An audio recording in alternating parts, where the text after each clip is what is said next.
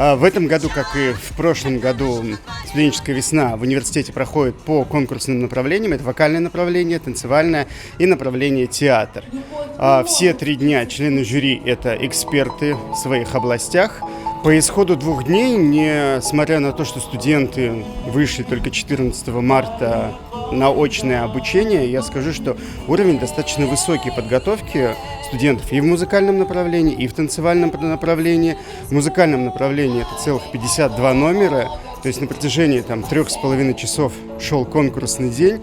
Уровень подготовки у студентов очень разный, то есть есть прям те студенты, которые занимаются уже не 1 год и участвуют в студенческой весне на региональной этапе, на всероссийском, то есть они понимают тенденции, которые сейчас витают в воздухе среди молодежи, и они дают качественный продукт.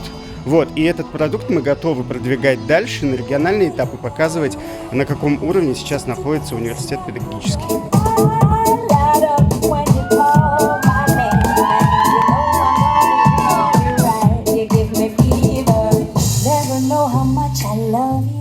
Студенты в этом году очень активны, несмотря на то, что была пандемия.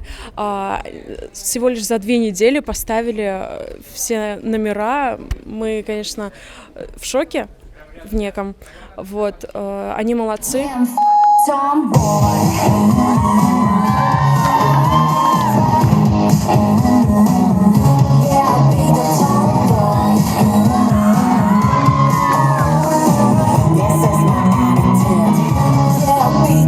Номера получились очень яркие, очень живые, и самое, наверное, классное, что мы сами получили удовольствие от того, как мы выступали. И это отметили и жюри, это отметил и зал, просто по его реакции, и это отметили сами мы, потому что когда номер нравится, когда ты этим горишь, ты выходишь, и номер действительно получается классным, и он нравится зрителям. Я думаю, что у нас есть очень неплохие шансы, чтобы пройти дальше на следующий этап. Студенческая весна для колледжа – это целое грандиозное событие. Мы каждый год, из года в год готовимся, стремимся, участвуем на уровне университета.